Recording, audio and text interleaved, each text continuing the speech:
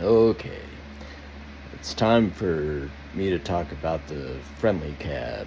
That's the outfit um, I was with for the first 10 years, off and on. But it was the largest cab company in Flagstaff. They were in business for like, I think 20, I guess it would be 30 years by the time COVID came around. But yeah, COVID and Uber killed them too. All the cab companies died up in Flagstaff. I don't know about anywhere else, but yeah, that was a very quick and efficient way to destroy the cab industry in Flagstaff. I went over that in another video, and I won't go over it again, but it's a very true thing why it all died. So this cab company, I knew a few of the owners. I mean, I knew the first guy that started it, but I wasn't working there when he started it. But I worked for the two owners after that, and I got to know all of them pretty well. But the I'm trying to get my angle right here. The cars, no matter what, no matter who owned the company, it was the largest fleet in town. All these cars were dangerous. I mean, there was times when we were driving on the wires showing through on the tires in snow, deep snow. I mean, Flagstaff gets lots and lots of snow, and the tires were sometimes good and sometimes not. And then sometimes they'd force us to put chains on it, which slowed us all down. And instead of just getting snow tires, I never understood that. But they're Crown Vics, so they were rear-wheel drive with the engine in the front, and I mean, we'd slide all over the place. It was horrid.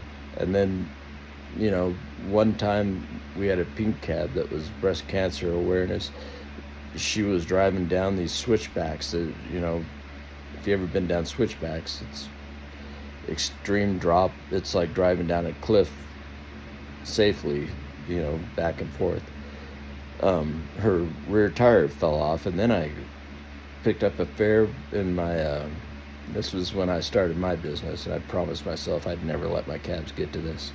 But I had a fare hop in and tell me that they were following that pink cab before the tire fell off down the switchbacks, and it was smoking like half the way all the way down, heavy smoke, and the driver just never noticed it because you're paying attention to what's in front of you and not what's behind you when you're on a switchback. So it was smoking forever, and then a tire fell off.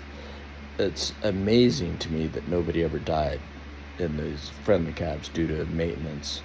I was in a brand new cab, 106, really nice. I mean, nice new shiny paint job, and everything worked right pretty much. And it wasn't too dangerous, but I was driving out on the res, the Navajo res, which, I mean, there's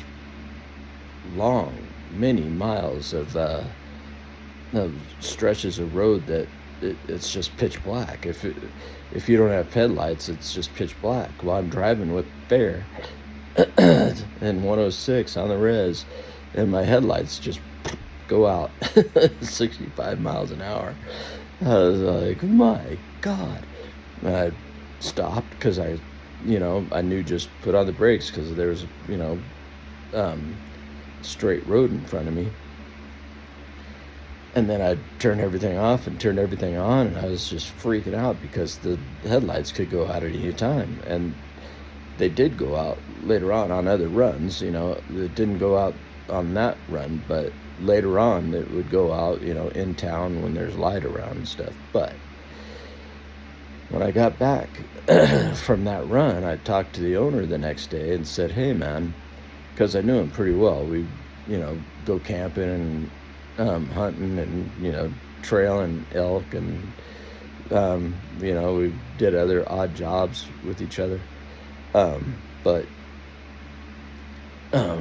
I talked to him, and he had a wife and kids. I said, hey, man, I want to drive a cab that I feel safe driving your wife and kids around on the res at night. And I never got that, not once. And later on, I mean, how I ended my friendly cab career, I mean, I hit a wild horse eventually, and that was because I was driving out on the res, and dark, dark, dark, and the lenses, the headlight lenses or the covers, whatever, got UV damage, and they were cloudy, and you could barely see unless you had your high beams on. Well, I was driving with my high beams on because I couldn't see otherwise, and somebody went by me on a corner and flicked their high beams at me, and I thought that it was because I had my high beams on. Well, it turned out it was a horse, and I hit this horse at 65 miles an hour, and flew off the road and landed in a bush, and I crushed my L2 vertebrae. That's why I'm on disability, because of this. I went on another 10 years. For the record, I went 10 years without getting onto disability after that, but when COVID and Uber and all that, I definitely wanted to get on the government teat. But so these cars, there was times when there was no light on the inside. There's times when it just felt gooey inside, like toxic. And then sometimes I shared a car with a guy named Yakov. He was Russian, and he smoked endlessly. I caught him like taking pills one time. He got a DUI later on, going to get more beer for him and his wife, who is also an alcoholic.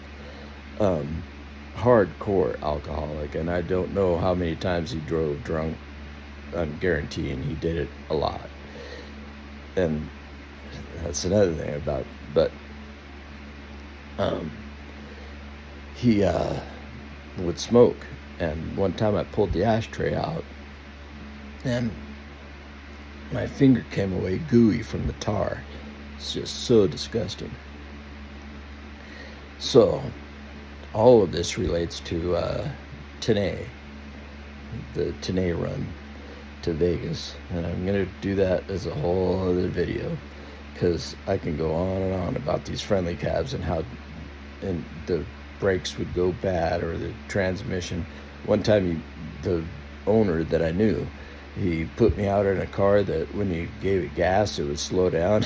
And he goes, no, you got to feather it. You got to feather it. And it was New Year's Day, the biggest day of the cab drivers. And I turned that car back in and said, no, I'm not driving this tonight. Sorry. And he got pissed off at me. You got to feather it. No, you drive it. So that was a New Year's Eve night, and I remember that clearly. But I was just so fed up. I mean, I told him I want a car that I can drive your family out, and he never did it. I mean, it never came to me. The front ends were washy. You couldn't steer them properly. You couldn't stop properly in the snow. You couldn't get going in the snow, turn in the snow. And people were crashing them right and left, and nobody died, but the cars were getting destroyed, and then they would put it back together. These old cop cars that already had 100,000 miles on them, that's when they got auctioned off. And then all the different things that go wrong with old cars with 100,000 miles on it, we would inherit as cab drivers, and none of it ever got fixed. It just would go bad and bad and bad until it just couldn't get driven anymore.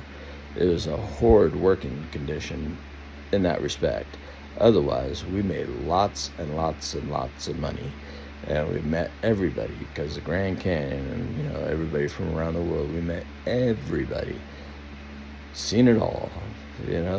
That's one thing about cab drivers: you get to see everything that goes on. And in Flagstaff, I mean, it's such a small town, 70,000 or so. You get to know everybody in town, all the people, all the different houses, and who's a problem and who's not a problem. You get to see every kind of drunk. I mean, and I'm going to do a video on that too, because I got to know drunks very, very well between their company and my company. But, yeah, friendly cab. I've got to give him credit for teaching me all that I know, and I mean knew at that point.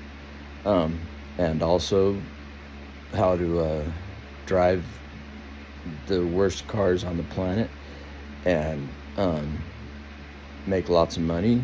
I mean, there was a lot of my first time going to Vegas, my first time going to Phoenix, Sedona, Williams, Winslow, Grand Canyon, all those things. First time was Friendly Cab, and I appreciated them for that. I hold a lot of resentment for how they put us in those bad, cheap cars. That's predatory capitalism at its best. But all right, this is 10 minutes. I'm gonna do the Tanae video next. Bye.